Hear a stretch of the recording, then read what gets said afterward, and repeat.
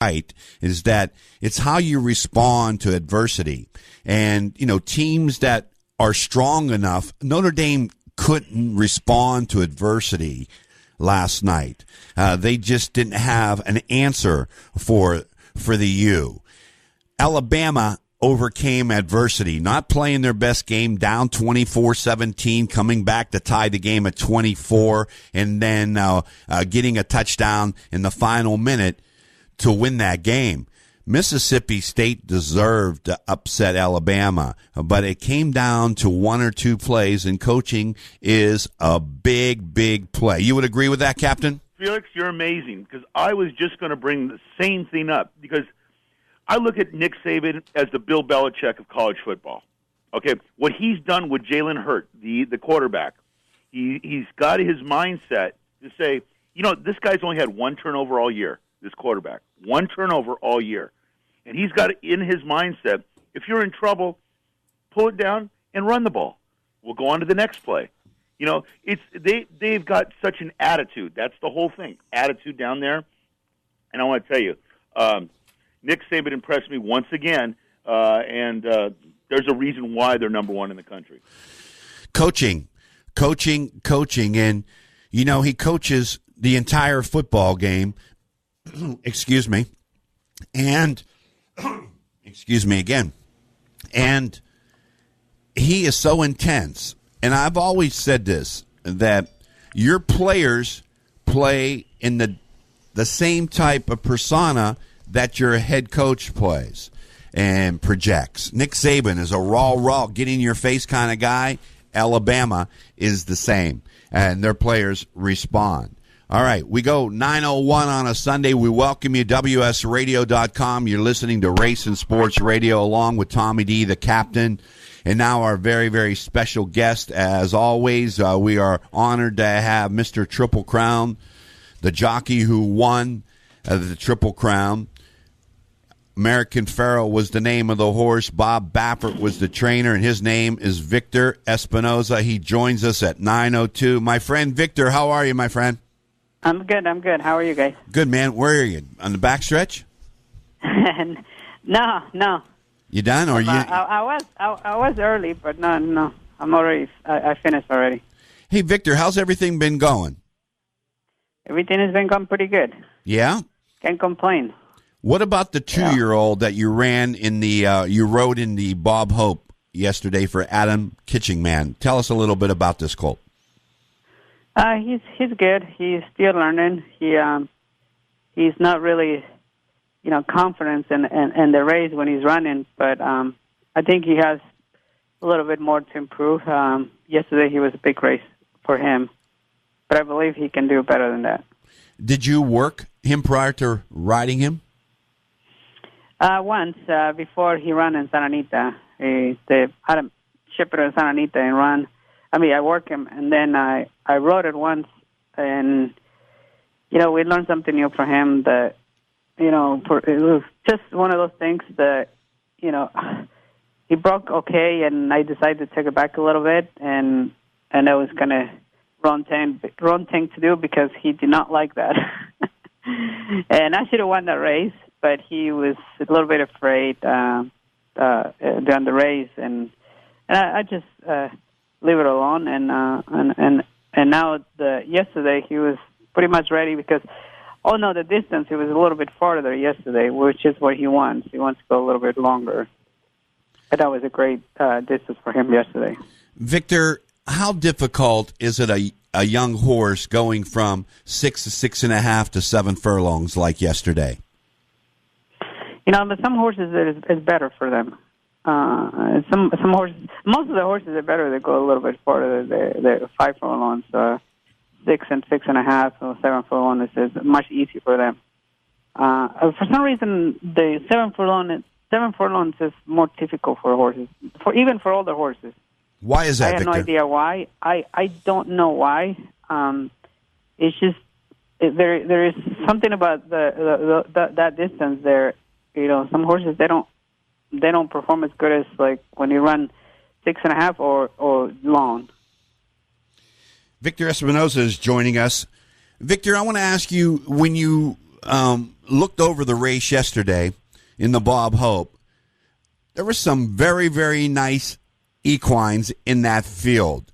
Did you have an idea of how the race was going to set up, or was that your intention to go gate the wire? In those races, I never really, plan things. I just go as the race it was set up. Sometimes, we have plans and, okay, maybe I'll do this, but something goes wrong. The other horses, they don't go in the front. It was a lot of speed yesterday. And I know I don't want to, stay too far back. I want to be like, first, second, or third. And worst case scenario, maybe third. But in my mind, I say, you know what? If I can, beat the jump all the other horses, I will just go on with him. And that's exactly what happens. That he broke right on top, and I just, encouraging out of there, and I took the lead, and that was it. I was not expecting that I'm going to go there by myself in front. The other rest of them, they took back, and I pretty much cruised along. The pace was a little bit. It was good. It was not that slow. It was pretty quick. But when the horses they're doing it easy, if the pace is fast, when the horses they're going like nice and comfortable. It doesn't matter how fast they go. They always still have something left in the end. So that's my next question, Victor. So while you're gliding along and you're on the front end, from the first time that you rode him or that you worked him, did you feel like you had a lot of horse underneath you? And is there a clock in your head going 7/8 of a mile? Absolutely. There's always have to be a clock, and no matter what distance I ride. Yeah, I understand. Very important, very important. Well, maybe for you, but not for all the jocks, Victor, because some of them seem like they don't have any clocks. That's true. But for me, it's important. Timing and it's very important during the race. And any horse that I ride, in any race, I think it's you can win or lose in that point. But sometimes like yesterday, even if the horses, the fractions they're going pretty fast, but as long as they're doing it in their own way, without even forcing, without even stress, so it's all good. They're gonna make it. They're gonna finish well, and they're gonna continue to go all the way into the wire. Sometimes the problem is when the horses they're going a little bit fast, but if you force them to make those fractions, then it's a problem because they're not going to make it all the way to the wire. Tommy D inside the studio for Mr. Triple Crown. The last jockey to win the Triple Crown is our guest, Victor Espinoza. Always a pleasure having Victor on the radio program. Tommy D, inside the studio we go. You take it away. Yeah, Victor, thanks for joining us today. I also had a question about the track at Del Mar. How's it playing since the Breeders' Cup? How did it play for the Breeders' Cup, and how's it playing since the Breeders' Cup? I think it's great. The track over here in Del Mar, the fall meet, I think is awesome. The horses like it. The horses run. It's pretty much fair. Breeders' Cup, it was just, my opinion, is one of the best Breeders' Cup I ever see. That I don't win any races, but sometimes it's not all about win, just to have fun, right? Yeah, definitely. But I'm telling you, the Breeders' Cup is just quite experienced for me, and I think it was the best Breeders' Cup we ever have in history. Why, Victor? Why, Victor? Share with us why you think that. Because all the horses, they were safe, first of all. We started for the horses, the most important thing, because those are the ones that perform the show. And every horse, they come out of the here safe. Every horse that run the race, and everyone has the opportunity to perform the best. And besides the horses, and the track, it was fair. The track, it was great. The surfaces, it's just an awesome for the horses. They really did a lot of work to keep those horses safe and to run the best and to perform the best in the Breeders' Cup. And second of all, the people they had so much fun. And here, everyone, it was just so much energy. Everyone, it was positive, and and just, quite experience for them to have the Breeders' Cup in Del Mar. I never see that before. Victor, you have a great agent, Brian Beach, longtime friend of this radio program. Are you picking and choosing your mounts now? You're not as riding as many horses, and rightfully so. And is that by design? Well, sometimes, but sometimes not. Sometimes I had to ride the ones that, we ride for a stable. They ride me a lot of the good horses. So sometimes I had to, ride the other horses too. It is. As a jockey, sometimes we have to ride every single one. Sometimes, just because we cannot just, trying to ride. I mean, I want to, but sometimes you can't just ride the best ones and the other leave the other horses for the other riders. Sometimes it's not so great either.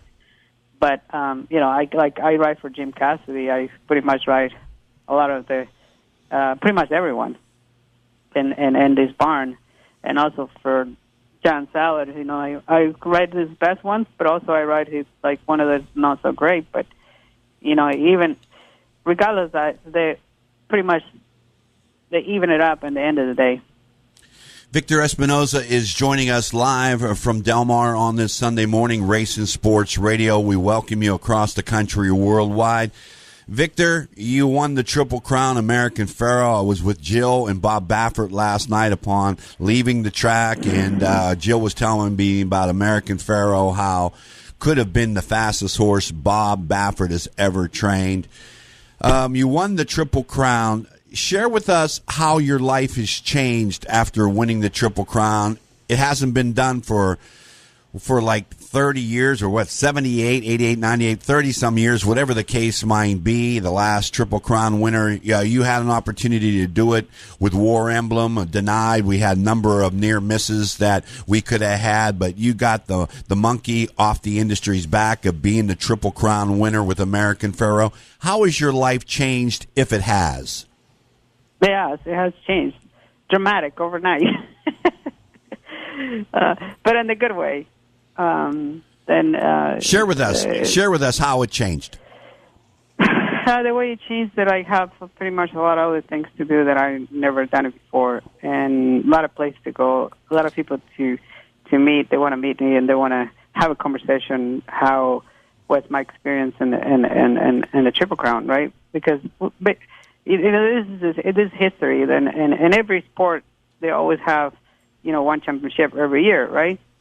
But to win the Triple Crown is 37 years. That never happens in a lifetime. And that's why a lot of people are interested and curious how and why that never happens, and, why that happens this time.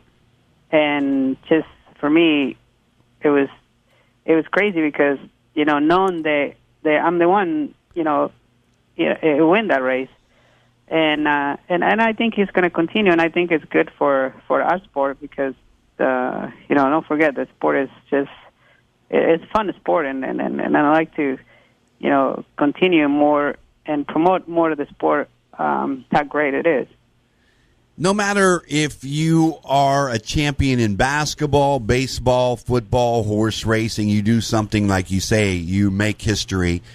You always have to be able to have a different side of giving back. You have given back in such a big way to the City of Hope for children that are stricken with cancer. It's a very emotional topic to speak with you about, how you have brightened those kids who have terminal diseases. How is that going, Victor? It's done great. I go maybe once a year. I can't. It's tough to go, more to the one or twice a year, but because to see those kids in there from age 6, 7, even from 2-year-olds, between 2 and 12 to 16, even older in there, it's really hard. It really changed the way I think. It changed the way I live too, because knowing those kids, they don't have where we have. Sometimes we complain by one day or two that we don't win a race, but just to see those kids, they have their life, they just go day by day, and remind me when I was a kid that I do a lot of crazy things outside. I would like to play in the dirt and get all messy outside and just have fun, And those kids, they don't have the opportunity to do that. Yeah, and we appreciate everything you do, Victor. It's great that you do that for the kids, and you're a great person. I personally had the opportunity to come with you after you won the Triple Crown, and you invited me to the Brigantine, and I sat when CBS and came and did a little video there. I know you remember that, but you're such a nice guy. You give people the time of the day. You're the perfect person for it to happen the Triple Crown. So congratulations on that, Victor. You always give people the time of the day too. So good job. I got to tell you, I got to tell you a great story about Victor Espinoza. Years ago, he was riding at Golden Gate. He came down to Del Mar, and it was the first time. And I had a girlfriend at that time. She has since passed away. Her name was Joan Daniel, and she just loved Victor from the first moment. We had dinner at a restaurant called Episodi's at that time, and Victor came to dinner, and I want to tell you, it made her whole entire year of being with Victor. And I want to tell you, she religiously, if he was 10-1, 20-1, or 100-1, she bet Victor every single time he ran. And I think that she might have even caught him when you won 7 races at Del Mar. Was that 6 or 7, Victor? 7 races. Yeah. 7. What year was that? 2005. 2005. Remember when Victor won 7 races at Del Mar? I do, actually, Victor. That was a great day for you and for a lot of other people, too. So, great job. Hey, I got a question to do today, Victor. I know you're on one horse for Brian Lynch. I know he's kind of got some horses out here. Are you kind of starting to ride for him? And did you get a chance to ride this horse in the morning, number 2, High Promise in race 7? No, I have not. I had not ride him or work him in the morning. Brian Lynch is a great guy. We went back since he was training in here. I remember he don't have them. He used to have only like 5, 10 horses, and like claiming horses. I used to ride him. So like a year ago, I was talking to him, and he's like, "Okay, now that you have all the great and amazing horses, and he's always an awesome trainer." But he never have the stock that he has right now. I said, well, how does this work? When you have all it's just the horses that can even basically, finish the race sometimes. I used to ride it. Now you have the best stock ever, and I don't ride. Well, we got to talk to Brian Lynch. Do the full cycle here, full cycle. No, we're just having fun. Yeah, that was a year ago, and everything. Now he brings some horses in here, and he have, probably like 10 in here in Del Mar, and then today is the first horse that I ride. I saw him 2 days ago in the track. He looks pretty good.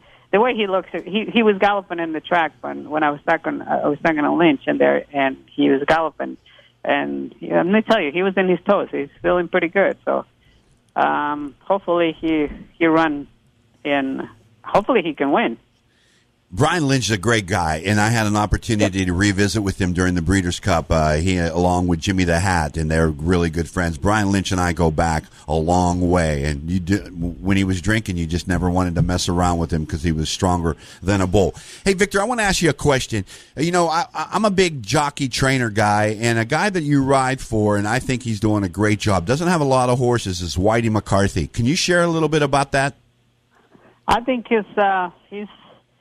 he's one of the top trainers. I mean, he's coming up, and he's every day he's improving, and every day he has more horses in his barn.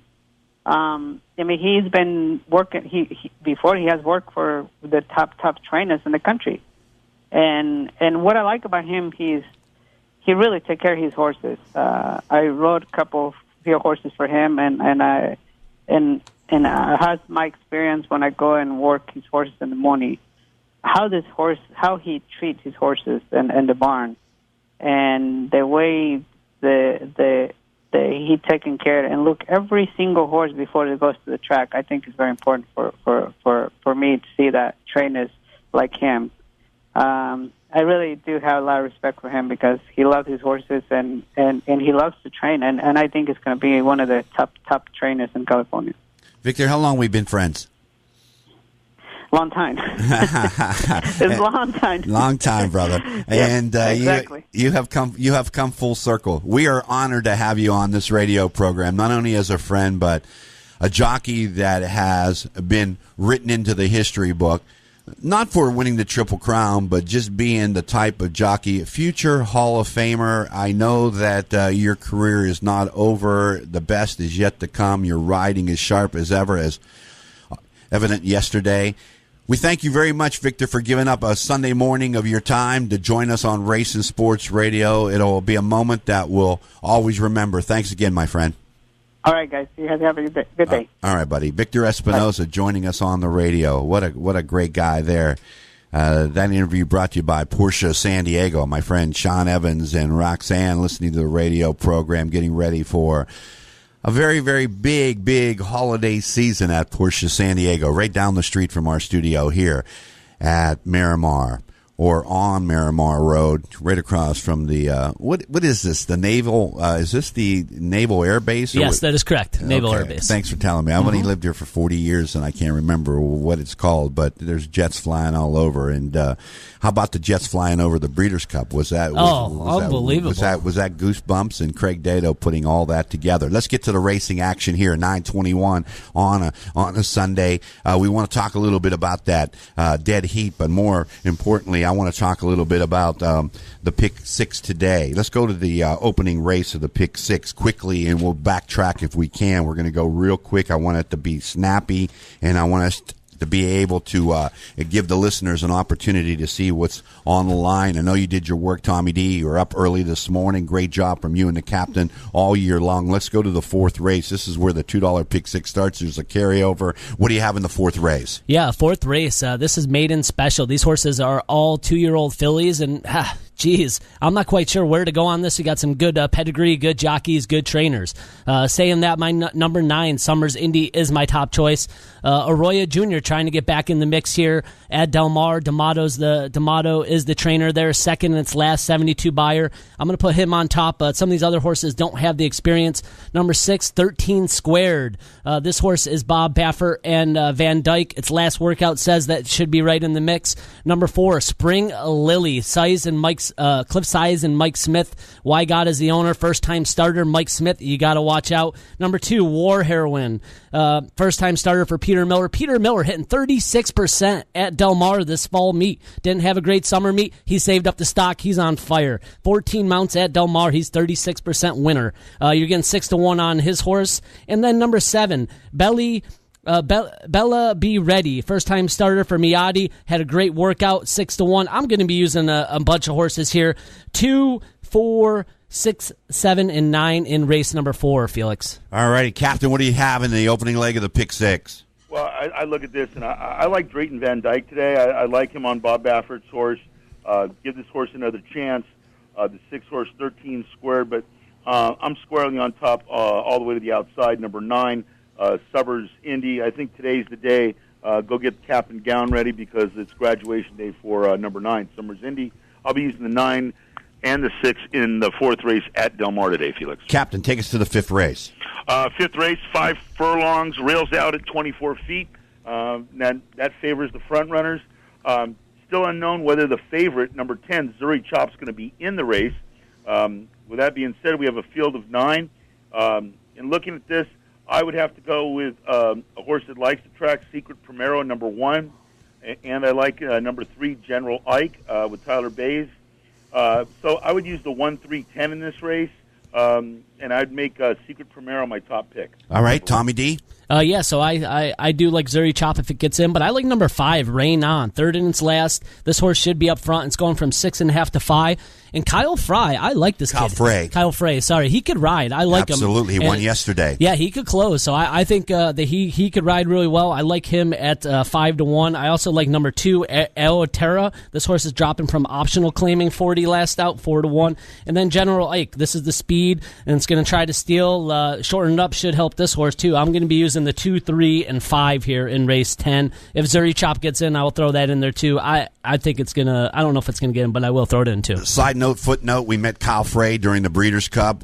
Came away, you and I both, very impressed with this Eclipse Award-winning jockey who was injured, came back. What a nice guy. You root for him because of how he projects himself. He rides for Doug O'Neill. When we had Doug O'Neill on, Doug O'Neill talked about Kyle Frey and how he has a good feeling using him. He uses him on number 5, Rain On, 5-1 in race number 5 as we take a look at 5 furlongs on the turf. This is the second leg of the Pick 6. That's race number 5. We go to the 6th race, Tommy D. You open, Captain closes. Yeah, so race 6, optional 40. My top choice is going to be number 2, Ike Walker. It is 5-2 morning line. This horse is taking the class drop. If you go back to its last race at Del Mar over the summer, claimant 32, 1 by 3, 86 buyer. I'm going to single here. I didn't care for many other horses in the race. I'm going to single Ike Walker with Hollendorfer here, number 2 in race number 6. Captain, what do you think? Well, you look at this race, and this is a race that number 8, Got Even, can win if given the right scenario. I just think in this race, getting 5 pounds from 5-pound weight break with Evan Roman is going to be good, and the horse is going to go to the front. But I think number 2, Ike Walker, turning for home, is going to be in the catbird seat, and I think it's Ike Walker. This horse is an honest horse.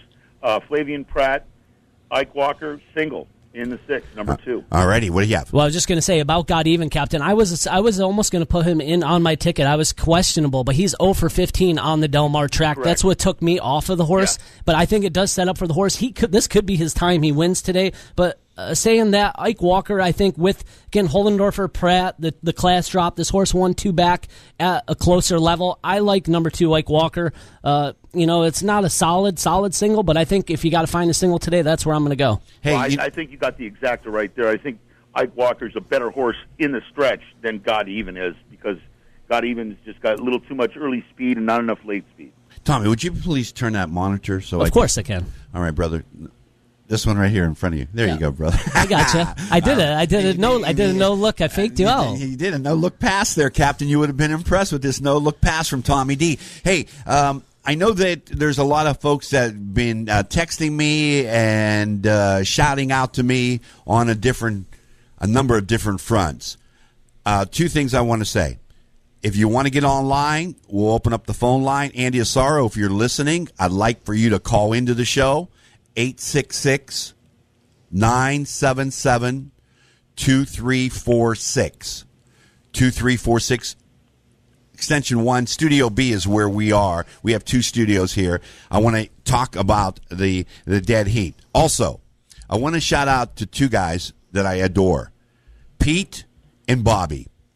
Pete is a longtime listener of our radio programs going back to Vegas with Kenny Daniels and following us along Kogo, Mighty 1090 WS Radio. Bobby is the exec from the Pendry Hotel downtown San Diego, which I understand is just off the charts, the hot spot in San Diego, and really has garnered so much attention, love, and affection from their guests that people are just raving about it. We talk about a lot of things on this radio program, but this is off the charts. Pete and Bobby sat with me last week and shared with me that they started. You talk about getting a group into your tickets. Well, Pete, Bobby, and another friend, Barry Axelrod, who's a top agent, put $25 into a pool. They all put $25, and they were playing the show pool. Captain talked about the show pool, and we laugh a lot of times about betting show pools and what have you. So now they lose that $25, and then they get another $25 from each. When I tell you, I'm going to do a feature on this because I think it's off the charts. How much do you think that they won by multiplying the $75 in a show pool, Captain? What do you think they walked away with? Was this Breeders' Cup Day? I don't know if it was Breeders' Cup Day. It might have been, but it might have been. I think it was right around there. My mind escapes me. I don't know. How much do you think that they walked away with a minimum investment of $75 the first time and then added to the pool $75? How much do you think they won? Well, I know from personal experiences, you put $100 down, you get a median price of $3. After 5 races, you've got $750. It all depends on how many races they played, but I'd have to say if they did it right and they played, they lost the first one and played the other 8, I would say probably about $2,500. Not even close. They won $17,000 on the show parlay, documented. I believe it. I can't believe it, but you know what, Bobby would never lie to me. And Pete, I adore Pete, and I want to tell you, Pete's a longtime listener of this radio program, and I appreciate he tuning in every weekend. But I want to tell you, when I say this, that they showed me exactly how they leapfrogged from 500 to 1,000 to 4,000 to 5,000. Just cut the break, Tommy. We'll just go commercial free here, and they're going to come on the show. I'd like to be able to share with our audience how they did it and how like a little bit of money could make you a lot of money. 17,000. We go out to San Diego. Andy Asaro joining us. He's live. My man, the Double A. How you doing? I'm doing good, Felix. How are you guys doing? Well, you listening to our radio program? Absolutely, every week. I don't miss it. All right. Well, thank you very much, and that's what makes this show a lot of fun. People like you. You're the watchdog. You're the pit bull. What happened yesterday?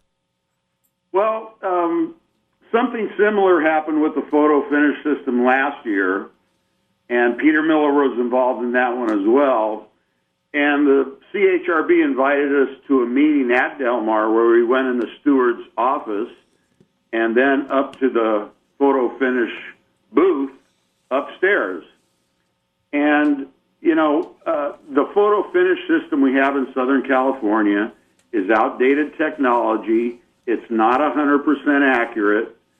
And, you know, if you go to the track today, like you probably will, Felix, you ought to look up Mike Wellman, and talk to Peter Miller. I think they'll both tell you exactly the same thing, and they'll repeat what I just told people. But, you know, off the record, they'll probably even tell you a little more. And the fact is that the CHRB, the California Horse Racing Board, and primarily Rick Baedeker are trying to tell the public that this system is the latest technology and it's foolproof. And Scott Chaney on TVG yesterday tried to tell you the same thing. That is a big, bald-faced lie. Let me say this. One person who's Switzerland that I've met throughout the many years is sitting right across from me right now. The one and only Tommy DeLorba, Tommy D, Saratoga Tommy. And when we chat, we had coffee early this morning. We walk over to the studio. We're walking in. And Tommy never barks about very much. He's 90% pro. But I want to tell you, he was in my ear from the ground floor to the second floor this morning telling me about technology. Tommy, do you take it away? Yeah, no, I'm with you, Andy. It was unfortunate. I saw your tweet yesterday, and I'm with you. It's just very suspicious, and the technology, when we're putting this much money, we're at one of the best horse tracks in the country. Del Mar, we got so much money here in this community, and Southern California horse racing can't get it right. Let's take part. Let's get the technology right because we're putting so much money and millions of dollars as a gambler. Let's get it right. The horse is even money. The other horse is 50-1. If you had the 8, it's knocked down to 25-1. A captain, you know, in pick 3s, pick 4s, pick 5s, or whatever, that diminishes the payout. Oh, there's no doubt about it. But the thing was, it wasn't even close, Felix. It really, really wasn't even close. If Andy sent me over, you know, different photos from you know the shop, and you see one leg's in front. It's a different photo. It was ridiculous, and it took 12 minutes. It took over 12 minutes. It's just flat out wrong. And just when we have a positive vibe with Breeders' Cup, and it couldn't have been any better. Leave it to the stewards from California to take us back down again. Andy Asaro, I want to ask you how. If I thought the 8 won, I still believe the 8 won. And if the photo that they showed the public was the original photo they looked at, it would have been a no-brainer dead heat in the first 30 seconds, but yet they took 12 minutes. And, I'm a horse player advocate, industry watchdog. I do not trust these stewards. I do not trust the technology that they use for photo finishes. And I'm hoping the Del Mar hierarchy will ask the CHRB to upgrade that technology once and for all, so we don't look like a third world, we don't look like a third world horse racing jurisdiction. Andy, why did it take so long? I believe it took so long. On the TVG interview, Scott Chaney said they had to print it out. And, if you print it out, what does that take? 15, 30 seconds? So his interview was ridiculous. I personally believe, and I'm, maybe I'm a conspiracy theorist, but I believe that they took so long to make it look like the picture they showed the public. I don't trust them. I don't trust the technology. But after going through the meeting last year where I attended and went up to the booth and saw that they could move the photo finish, maybe not the line, but the race in thousandths of a second, I believe they were working on that photo to get it to look like a dead heat. Maybe Why? I'm crazy. Why? Because since the incident last year, Baedeker and the other, the hierarchy in California want the public to believe that the photo finish system is infallible. And it's not. I was there. Peter Miller was there. Mike Wellman was there. Ray Pollock was there. And I'm pretty sure they'll all tell you that the system needs to be upgraded. But that still doesn't answer why. Because they want to look like they're in control, and they want to look infallible. And as we've seen with Scott Chaney, year over year, he comes on, tries to explain things to the public. Going back to the Bayern Breeders' Cup, his explanations never make sense. And yet we still have the same three stewards, and they're backed by the CHRB. Chuck Winter, Chairman Chuck Winter calls them the best stewards ever. Rick Baedeker covers for them.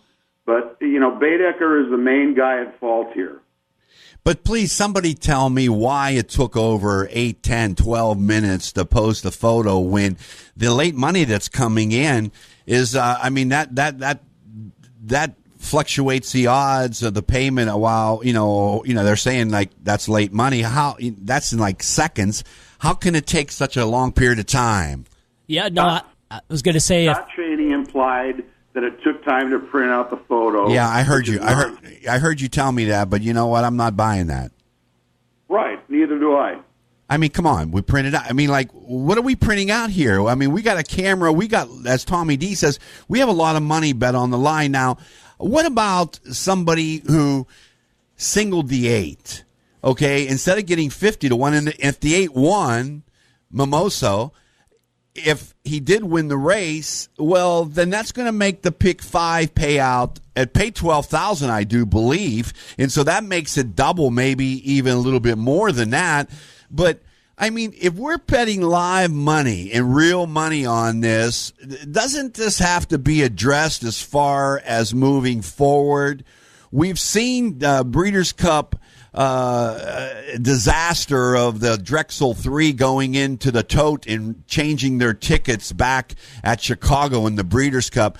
I mean, how secure are we to say that, we're confident with the technology after this? I mean, okay, look, if the 6 won, the 8 wins, it doesn't make a difference. I have no dog in the fight. It doesn't make a difference one way or the other.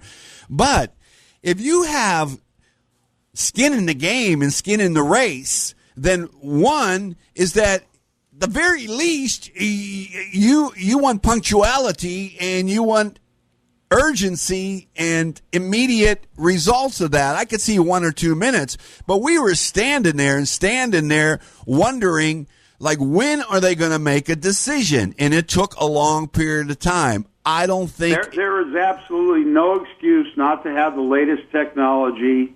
In other countries, they do it, and there is no excuse not to have it here. And there needs to be a public outcry to tell horse racing in the United States, it's not just limited to California, to update the tote system, the photo finish system, update all systems so we're in 2017 and not 1995. And these regulators keep trying to deny it, but they're they're basically telling the public, take what we say for fact or screw you. And I am sure of this as I'm sitting here, Studio B, doing over 25 years of racing on the radio. By the way, Racing Sports Radio, we'd like to be acknowledged by the industry of getting us a little closer position to park on big days around Del Mar. But, that's for another show and it's another story. But I am sure of one thing, Andy Asaro, and if this doesn't stop, racing has no future moving forward.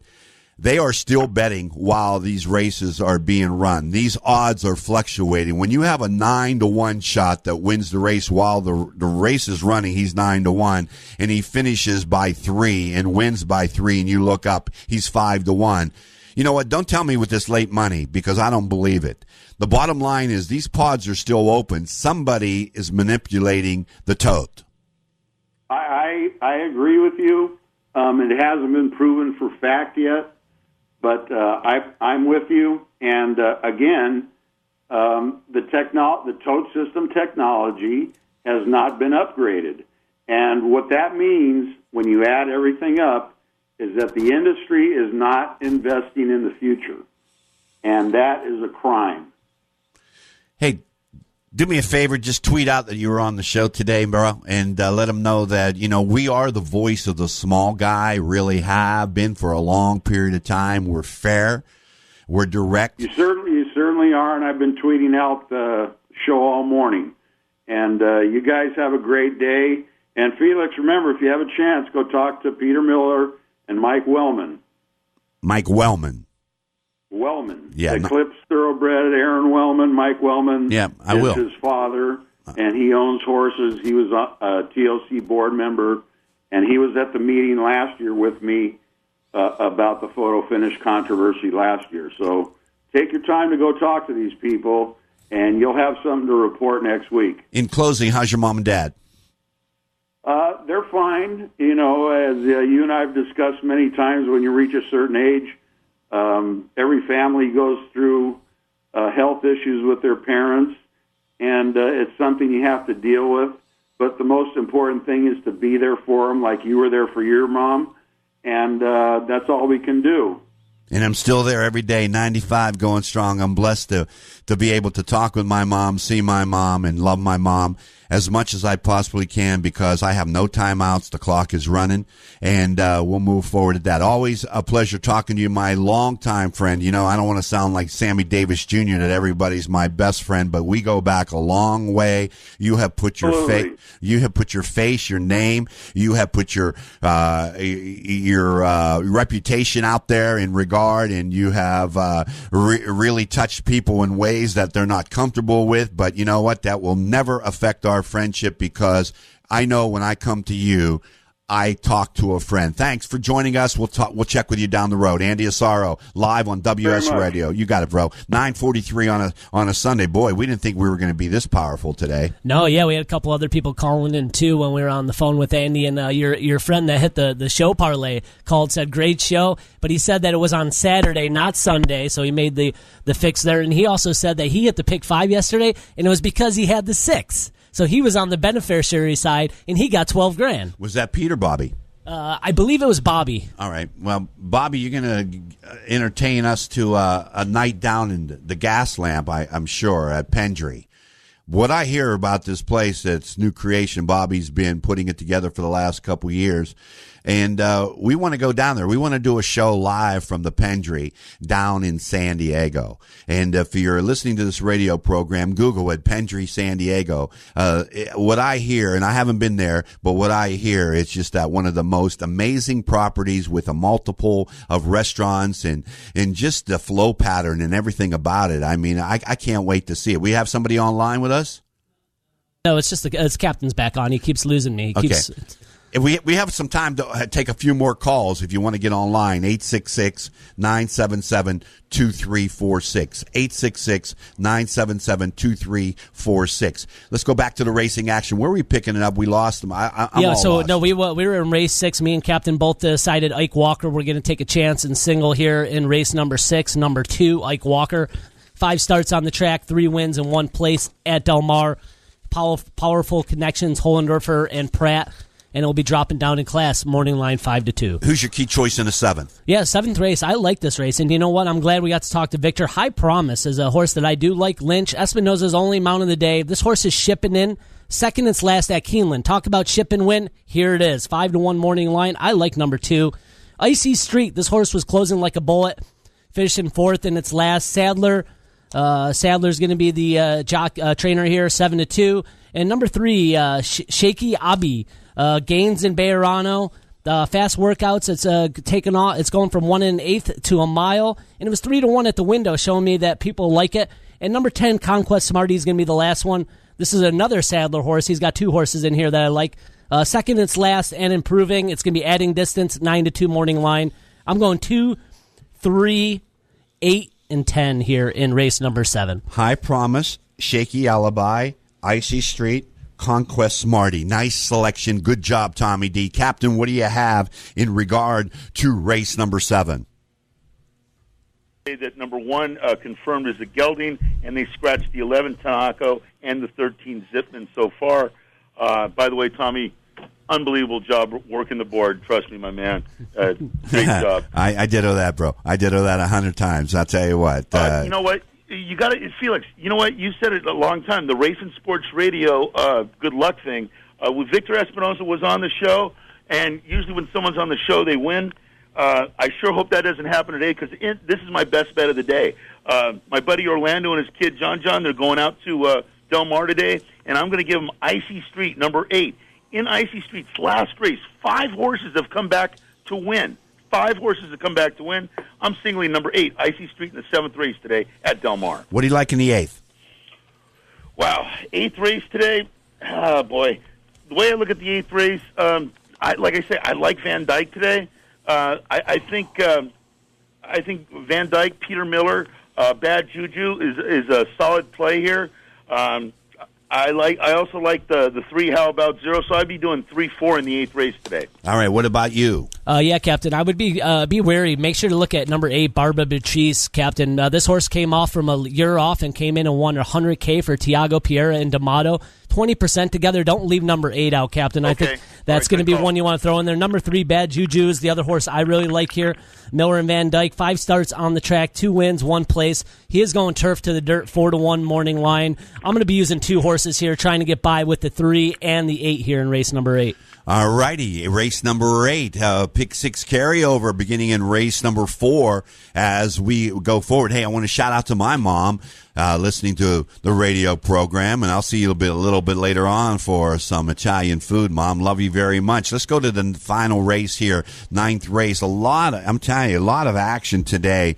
I mean, my phone is blowing up here. I show you, I mean, there are people that are reaching out. By the way, Nancy is listening to our show in Paris.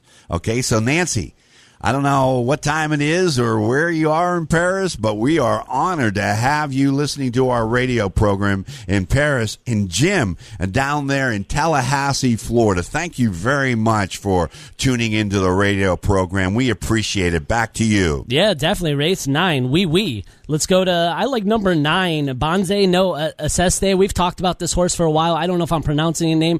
We'll go to the Portuguese master here in a little bit. This Brazilian horse, Miller de Sormo, second and its last off the bench, 9-2. I really like the chances here. I think, I want to single it, but I'm going to throw in Color Me Happy at a price, 12-1, and number 4, Conquest Sabercat. I'm going to be using 4, 9, 11 in race number 9. All right, let me throw you a curveball. All right, you just went to the board here. Look, Ike Walker is scratched in race number 6, and High Promise is scratched as well. So that's what we're here. This unofficial, sure. Obviously, is from somebody who just texts. We don't take that, for whatever it is. I mean, it could be, it could not be, but I believe this gentleman is right on. So, yep, Gene Davenport up there in Northern California has confirmed that Ike Walker is scratched. So we'll find out. Oh, by the way, Missouri chops out of the 5th also, Felix. All right. By the way, Brian Finley's having a birthday today. So, hey, okay, all right, Brian. Hey, Brian. All right. So, Brian, if you're listening, happy birthday from all of us. One of our up-and-coming great guys, and now is the voice of the UCLA football program and their basketball shows and so forth and so on. All right, so let me pick it up. 9th race, we go with a couple scratches. You take it away, 9:50 on a Saturday. I'll tell you what, I don't know what we did, but there we go again. I mean, there's people listening all over the country to this radio program. We thank them very much. What do you have in the 9th, Captain? Oh, boy, 9th race. You look at this race, $25,000, going a mile. Remember the rails at 24 feet. In this race, and that horse is called Banca Noaste. Peter Miller de Sormo, they've won before on this horse. I like the 9. I also like the 5, Ebadon. Blinkers come off. My brother Bob brought that up last night. Brother Bob, let me tell you about him. He had Obey yesterday, but he called me up. He says, I like this Obey. Well, I was working my real estate thing, and I didn't make it to the track, and Obey won and paid $85. He was sleeping, so he didn't make it down to Striders. But today we did look over the 9th race yesterday, and he goes, boy, oh boy, if you didn't look at all the way to the outside with Rye Patch, rail at 24 feet, $25,000 claimers, Richie Baltus owns and trains, but Rano rides his horse back and rides him very well. I look for this horse to go wire to wire. The race is for place, and I believe the place horses are going to be between number 9, Banca Doaste, and number 5, Ebadon. So I'd be singling Rye Patch in the last race today. All right. So Rye Patch got in, I'm assuming, then? Yes. Okay. Yeah, I would throw Rye Patch in, too. I would be using the 5, 9, 11, and 14. All right. You guys want to recap? Because I'll tell you what, I'm spent. Yeah, no problem. We should probably talk about race 6 since we did both have Ike Walker. So let's go back there and then we'll recap it. So race 6, Ike Walker being out. That was both of our singles. Like got even. What do you think, Tommy? I mean, I like number 3, got even. I think it is the lone speed. 0 for 15 on the track does concern me, so I cannot single it. No. I'm going to be throwing in some more horses, including number 4, General Kitten, second 2 back at this race. Third came back to win in that race, 8-1. I like that. Number 5, Incredible Luck, blinkers on, 40% for Dan Hendricks. He's going turf to dirt, 15%, 15-1. I'm going to throw some prices in here now. Number 7, Sheer Flattery, Hollendorfer Smith. Mike Smith up, owner trainer, third in its last off the bench, 5-1. Absolute Stylish, blinkers on for Truman, Bayerano, 30 mounts together, 23%, 8-1. And number 6, Liberty Park. I'm going from a single to 6 horses here because I think this race just turned wide open. Oh, Tommy, you know what? You're not. You're absolutely right. The more and more I'm looking over this form right now, God even goes out, but 0 for 15. This is the speed of the race, but can he hang on? And then you got Mike Smith, Hollendorfer. They're over to 30%. Drayton Van Dyke, like I said, I'd like him today. He looks good. I went from a single to pushing the button. I got all in the 6th race to start off the late pick 4. Yeah, this is definitely going to make it more interesting. It does make my ticket a little bit more expensive because I did like Ike Walker as a single. So now I'm going to have to adjust a little bit here going forward. So let's go ahead and do you want to recap? You want to do the recap the late pick 4? Yeah, late pick 4, starting in race 6. I'm pushing the button instead of going to single, so I'll take all 8 horses in this race. In the 7th race, I'll be singling Icy Street, number 8. In the 8th race, I'll be using 3 horses. I'm going to be using the 3, Bad Juju, the 4, How About Zero, and yes, Tommy's pick, number 8, Barbara Beatrice. And in the 9th race, I'll be singling Rye Patch on the outside, number 14, getting in the race. Yeah, Rye Patch, I think that getting in, that could change that whole race. I got to take another look at it, but I'm going to keep some more horses in there. But saying I'm going in for race 6. I should be hitting the all button, too. I'm going to be using 6 horses. We'll talk about it if I get burned. 1, 3, 4, 5, 6, and 7 for 6 horses in race number 6. Race number 7, I'm going to be using 3 horses. With the 2 scratching, I have I have the 3. The 8, Icy Street, is my top choice. The 3, Shaki Yabi, and 10, Conquest Smarty. And then in race 8, I'm going to be using 2 horses. The 3, Bad Juju, and 8, Barbara Patrice as my top choice. In race number 9, I'm going to be using a couple horses here, including the 4, the 9, 11, and 14 here in the final leg. So that's 6 by 13 is, what's that? 6 times 3. Wow, I'm struggling here today. 24.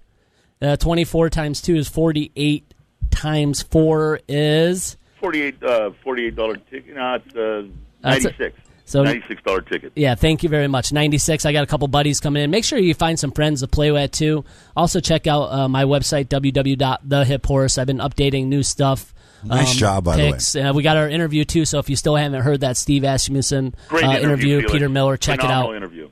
So, yeah, I think it's going to be a great day for racing. Hopefully, we get the blowout prices we did yesterday, and hopefully all the listeners get some jingle in their pocket and got great pro football today, flipped upside down, and who knows what's going to happen today. I don't know what's going to happen today because we want to go to the top of the hour. Got anything else to say, Captain? Plan.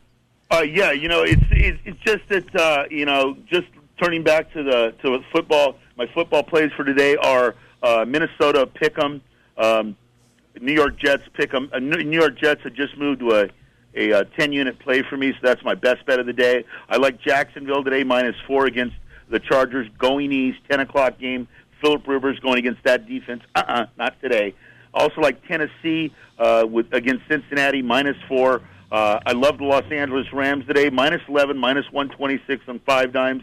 And then New England tonight, -6.5, -120. You can get all my picks over at www.thecaptain.club.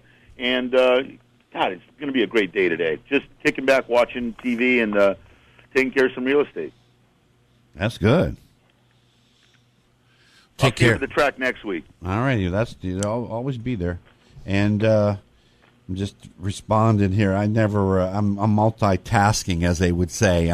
Felix, just to bring it up, yesterday at the track we had, 7,300 people, 7,251, and the day before on Friday we had 3,350. So, it's a lot of room out there. You can spread your legs out. Yeah, but better than Hollywood Park. Oh, definitely better than Hey, Hollywood listen, Park. you And know what? This is like the best time of the year because you know what? You go out there and you have real handicappers. And you have, you have room to walk around, and it's a very nice vibe. It's never going to be like the summer, but you know what? When you look at the numbers compared to and the scenery compared to Hollywood Park, I take Del Mar all the time. It's November. People are getting ready for the holidays, back to school, what have you. This is my favorite meet of the year, by the way. I love this you always say this. Quit blowing smoke up our butt. No, it's my favorite meet of the year is the November meet. All right, so now all of a sudden it's your favorite meet of the year.